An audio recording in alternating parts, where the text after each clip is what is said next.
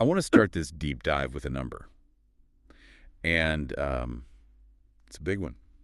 $15,000. Wow. That is a very specific, very painful number. It really is. Yeah. It's actually the estimate of a friend of mine just got to refinish the hardwood floors in his entire downstairs. Hmm. And here is the kicker with this.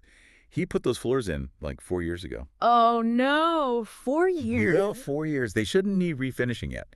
But this is the crucial part.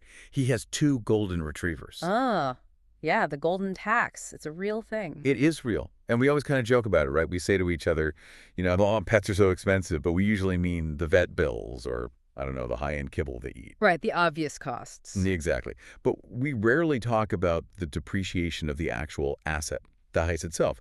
We just sort of accept that if you have a dog, your house is going to slowly disintegrate around you. Yeah, that is definitely the prevailing wisdom. People call it the lived-in aesthetic. Right. Which honestly is often just a polite euphemism for slowly destroyed. Exactly. But today, I really want to challenge that assumption for everyone listening, because we are diving into this fascinating source material I found from a group called Harmony Home. Yeah, this document is quite something. It is. They specialize in high-end housekeeping, but when you read their stuff, it reads much more like preservation science. Their manifesto is called the Pristine Sanctuary, maintaining order in a pet-friendly home.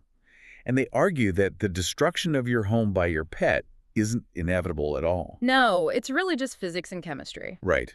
And the mission of our deep dive today is to unpack this specific, really disciplined approach they talk about. Because if you understand the science, you can actually stop the degradation. It's a really bold claim. I mean, most pet owners feel like they're fighting a totally losing war against entropy. Well, according to this source, they're losing because they're fighting the wrong enemy. People think they're fighting mud, but the real enemy is something much more specific.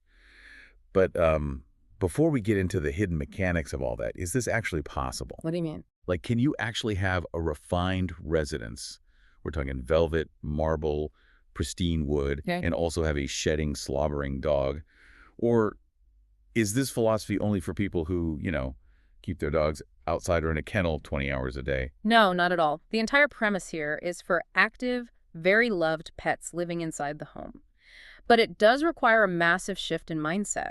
You really have to stop thinking about casual cleaning and start thinking about exacting attention, asset preservation. Okay, asset preservation. That sounds very serious. It is. So let's break down the mechanics of the wear and tear first.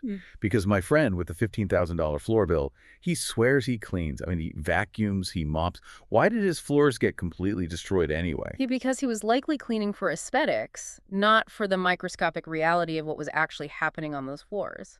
Let's look at what the source calls the threshold concept. The entry points to the house. Right. The entryways. When a dog walks in, we immediately look for mud. If we don't see brown spots on their paws, we think, great, clean paws, come on in. Exactly. No mud, no foul. But that's wrong. The real damage comes from what this Harmony Home philosophy calls microscopic grit. We actually need to talk about geology for a second to understand this. Geology, okay. Yeah. What is soil actually composed of? Dirt, like organic matter, dried leaves. Partially, yes, but mostly silica, quartz, feldspar. Oh, I see. Minerals. Tiny, microscopic, jagged mineral particles. Now, if we look at the Mohs scale of mineral hardness. Right, where a diamond is a 10. Exactly. A diamond is a 10, and something soft, like talc, is a 1. Quartz sits right at a 7. Do you know where the polyurethane finish on a typical hardwood floor sits on that scale? Oh, man. I'm guessing lower than a 7. Much lower, usually around a 3 or a 4. Oof. That's not good. No, it isn't. So when your golden retriever walks in, even if their paws look perfectly clean to the naked eye, they are carrying microscopic silica dust. And when they walk across that floor, it isn't just regular friction, it is mechanical abrasion. They're grinding it in. It's essentially a milling process. They are grinding a material with a hardness of 7 right against a protective finish with a hardness of 3. So it's basically sandpaper. It's actually worse than sandpaper because sandpaper eventually wears out. Right. The grit falls off. But with dogs coming in and out, fresh grit is constantly being replenished at the threshold. Wow. So that dulling you see in high traffic areas, like right by the back door, that isn't just the shine mysteriously wearing off. That is the finish being micro-scratched into absolute oblivion, which then exposes the raw wood underneath to moisture and oxidation.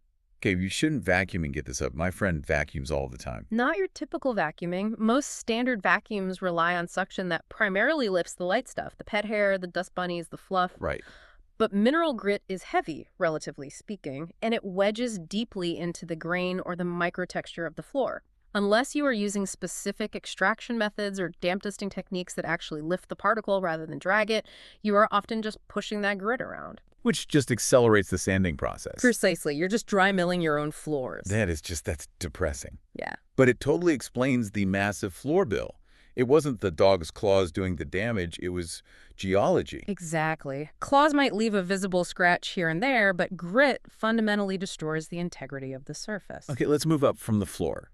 Because there's a concept in this source material that I'd never really put a name to, but the second I read it, I immediately recognized it in my own house. They call it the pet line. The pet line. It sounds a bit ominous, doesn't it? It really does. So for you listening, the pet line is defined by the source as the bottom 24 inches of the vertical space in your home.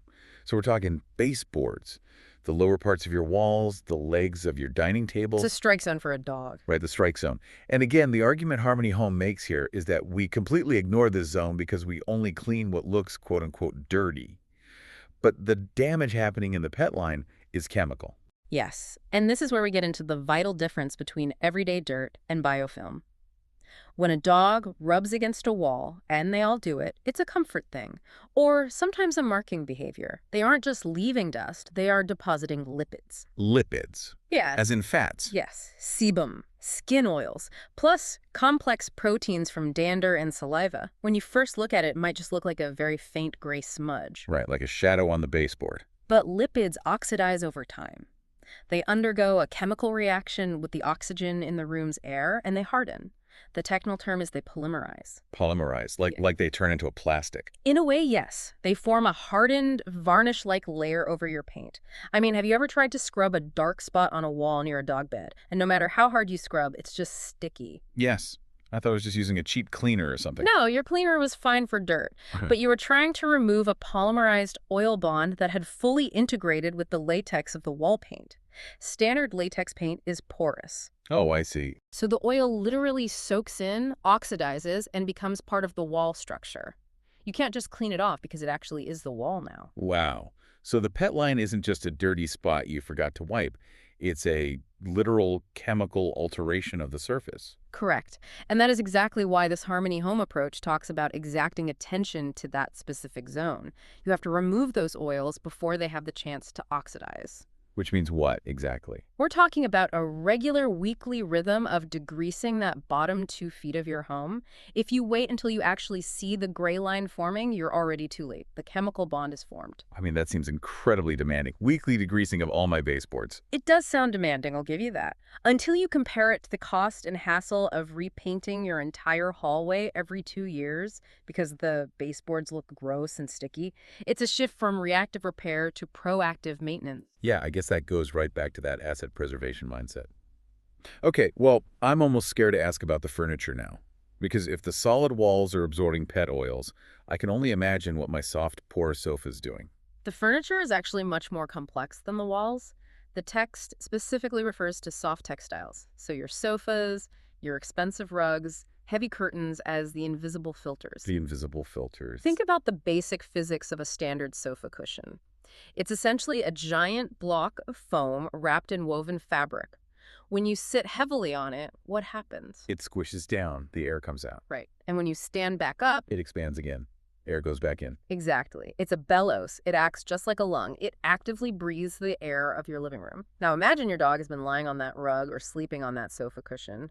There is dander, dried saliva, microscopic fecal particulate. Please don't say fecal particulate. I'm sorry, but it's the biological reality of living with animals. All of that organic matter is just sitting right there on the surface of the fabric. So when the dog jumps off, or when you sit down next to them, you force air out. But when that cushion re-expands, it violently sucks air back in. And it pulls all that gross particulate inside. Deep into the core of the foam and into the deep weave of the fabric. Yes. So vacuuming the surface of the couch. Is largely cosmetic. You're just cleaning the very top of the filter, but the trap inside is completely full. This is exactly why sometimes you walk into a house that visually looks pristine, but it just smells, well, doggy. Right. Or the fabric itself feels strangely heavy when you touch it. Yes, that clammy feeling. Yeah. You touch the armrest of a chair, Yeah. and it feels cold and kind of dense. The source material calls that tactile loading. The fabric is physically saturated with layers of oils and deep-set particulate. And what happens is the natural humidity in the air binds to the salt in that dried organic matter, which creates that damp, clammy feel. That is just a horrifying image. Tactile loading. It genuinely makes me want to go home and burn my couch. Well, you don't have to burn it. You just have to extract it properly. Okay, let's talk about that, because the source talks heavily about the chemistry of restoration. And I assume this means doing a bit more than just spraying some Febreze on the cushions. Much more. Febreze just covers the odor molecule temporarily. Restoration actually removes the source of the problem. The professional approach outlined here relies entirely on pH balancing, and this is honestly where most homeowners completely fail. Because we just grab the all-purpose cleaner under the sink for literally everything. Exactly. Which is usually pH neutral or maybe slightly alkaline. But pet messes vary wildly in their chemistry. Uric acid from accidents is obviously an acid. If you use the wrong pH cleaner on it, you can actually set the stain chemically into the fiber permanently. Oh. But for the general dog smell, which is largely lipid-based from the oils and protein-based from the dander, you need specific enzymatic cleaners. Cleaners that are designed to physically break down those organic bonds so they can actually be extracted. And extracted is the key word here, isn't it? Not just wiped. It is the only word that matters for textiles. You cannot clean a saturated filter by wiping a damp cloth over it. You have to use hot water extraction, which most people just call steam cleaning, though technically it's a different process, to flush the very core of the fiber. To get all that trapped particulate out. Right. The goal isn't just to make it smell like lemons. The goal is to return the fabric to a neutral chemical state, to have it fundamentally renewed, as the text puts it. I want to circle back to something you just mentioned about acidity and pH. We talked about wood floors and painted walls, but what about stone? I ask because I have this limestone fireplace hearth in my living room, and my dog absolutely loves to sleep on it. Because it's cool. Yeah, it's nice and cool in the summer. But lately, it looks really dull where he sleeps, even though I wipe it down constantly. This goes back to the corrosive nature of grime we touched on. Limestone, marble, travertine, these are all calcium carbonate structures. They are highly, highly reactive to any acid. Okay. Dog stomach bile is acidic. Urine is acidic. Even some of their saliva can be slightly acidic depending on what kind of diet the dog is on. So if the dog, say, throws up on the marble floor, It's not just a stain you're looking at. It is a process called etching. The acid literally dissolves the calcium carbonate crystals on contact. So when you look at that dull spot on your hearth, you aren't seeing dirt sitting on top of the stone. You are seeing a permanent change in the refractive index of the stone because the actual surface has been chemically eaten away. so I can't just scrub that dull spot off. No, you can't scrub away missing stone. You actually have to hire someone to repolish the stone. They have to physically grind it down past the level of the chemical damage. That sounds incredibly expensive. It is, and this is exactly why the wait-and-see approach to cleaning is so disastrous for home value. The source points out specific structural risks like stone etching or even the breakdown of carpet backings. Wait, carpet backings? How does a dog break down the backing of a carpet? That goes back to the microscopic grit we talked about at the threshold. When that silica grit gets pulled deep into a carpet and you walk on it, those jagged little minerals act like tiny knives. They literally slice the carpet fibers right at the latex backing. So the carpet just starts shedding its own fibers. Exactly. It structurally fails. So if you catch an accident immediately and neutralize the pH, or if you extract the grit regularly, you save the asset. If you let it sit for a week or even an hour, in the case of acid on marble, the chemistry happens whether you want it to or not. It really does sound like owning a high-end home with a pet is just this constant, exhausting battle against chemistry. It is a battle. But that doesn't mean you can't win it. It just means you need a strategy that actually matches the opponent you're fighting. So let's talk about that strategy for the listeners, because most of us are not going to hire a high-end, specialized team like Harmony Home to come into our house every single week. What is the practical takeaway for the regular person who just wants their house to stop rapidly depreciating? It all comes down to preemptive care. You have to actively break the cycle of accumulation before the chemical bonds form. Give me some specifics. What should I do today? First, you have to address the grit at the threshold. Eliminate the sandpaper effect. That means investing in high-quality, commercial-grade walk-off mats at every single door. Not the cute ones with the paw prints. No, not the cute thin ones, functional ones that actually trap silica. And it means vacuuming those entryways not just when they visibly look dirty, but on a strict schedule to remove the abrasive particles before they get tracked in and grind down the polyurethane finish. Okay. Real mats and frequent scheduled vacuuming. Got it. Second, you need to attack the pet line. Don't wait for the sticky gray smudge to appear on the baseboard. Once a week, take a clean microfiber cloth with a very mild degreaser. Honestly, just a little dish soap and warm water works wonders for this. And wipe down the baseboards, the lower walls, and the door frames. Because you are removing the lipids before they oxidize and bond with the paint. Exactly. Keep the oil off the paint, save the paint. Makes total sense. And third, you have to understand and manage the bellows effect on your soft furniture. Don't let that deep dust settle into the core of the foam. You need to vacuum your upholstery weekly using a tool with high suction to pull the air completely through the fabric, not just brush over the top of it. Right, empty the trap, not just the filter surface. And then schedule a professional deep extraction cleaning for your rugs and sofas annually, not when they start to smell doggy, but on a calendar schedule. Maintenance, not damage control. It seems like a lot of work, but I guess the alternative is just living in a constantly degraded home and paying for massive repairs. And there's a huge psychological piece to this too, right? Oh, absolutely. The Harmony Home text calls it grounded serenity. There is actual peer-reviewed research on visual noise in interior spaces. When you look around your home and your brain subconsciously registers the dull, scratched floors, the sticky smudge on the wall, the heavy, clammy air in the living room, it physically spikes your cortisol levels. It's a constant low-level stress. You feel like you're just slowly losing control of your own environment. Exactly, it's draining.